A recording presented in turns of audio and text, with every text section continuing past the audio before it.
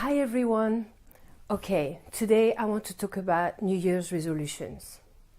Maybe you've decided to start exercising, or maybe you decided to start going on a healthy diet, or maybe you want to explore meditation.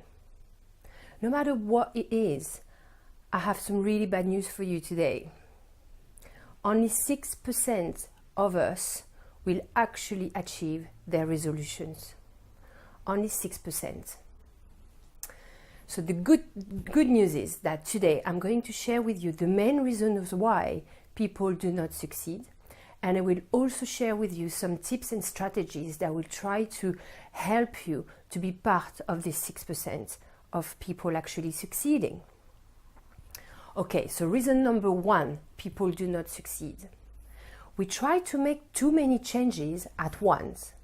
What this does is it's creating a lot of pressure on us, and our motivation is going to crash down, and you will stop and give up before even your New Year's hangover is even over. So the tip number one on this, you need to start really small. Create a very tiny change in your routine to start with, because what you're creating is a new routine to get integrated in your current routine. So a really tiny routine and daily habits are what makes big dreams a reality. And once you are comfortable with your new change, increase the momentum. For example, if you've never exercised before and you decided to start going to the gym, week one, what you don't want to do is start engaging and committing yourself to go 4 and 5 times for 5 hours that week. Start with 1 or 2 sessions, go there for 20 minutes to half an hour, insert this into your routine and see how you feel. The following week, keep going on 1 or 2 sessions, or maybe insert a third one, and so on, because you are creating a long-lasting change. Reason number 2 why people do not succeed. People slip and then they give up. What we need to remember is you and I are human beings, and we are not perfect creatures. We are learning and growing creatures. We are constantly developing ourselves. And Salvador Dali says this beautifully. He says, "Have no fear of perfection. You will never find it." I think it's really good to remember that perfection does not exist. So what you want to do is very simple. When you slip, and you will slip, you just acknowledge the fact that you have a weakness.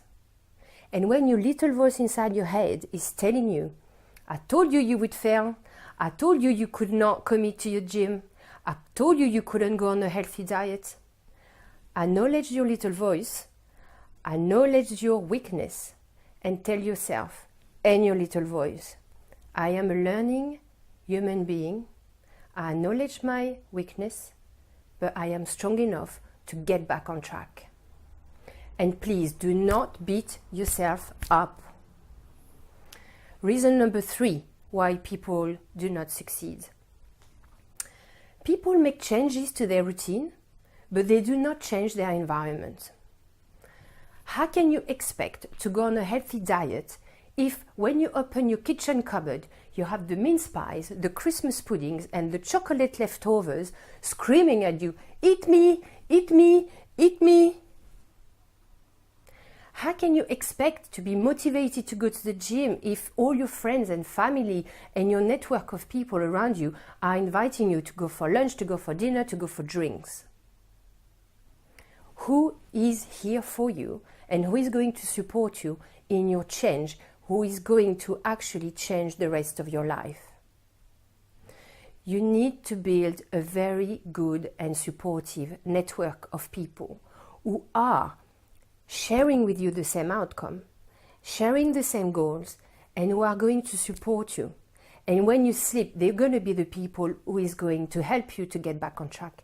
And you will be doing the same for them.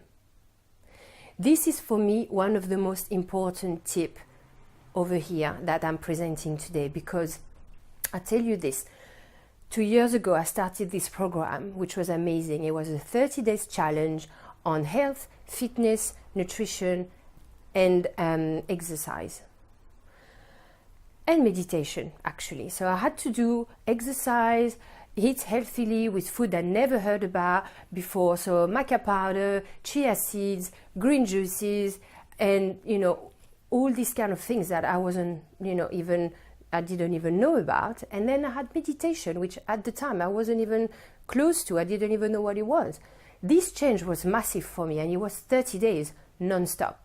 So I kind of had to put my life on hold to manage all these things and changes that I had to do. And I could feel I was very overwhelmed. Hence my tip number 1, increase slowly. But the reason why I did manage this 30 days challenge is because we had this massive, good online network of people, which was a tribe, a close group where people were constantly connected 24 hours and everybody was supporting each other. When you slip, people would get you back on track. When they slip, you would be there, come on, you can do it. Because the mental support is going to be essential to your success. Okay, so to summarize, number 1, start with the small change, increase slowly. Number 2, when you slip, get back on track quickly and do not beat yourself up. Number 3, build yourself a very strong and supportive network of people.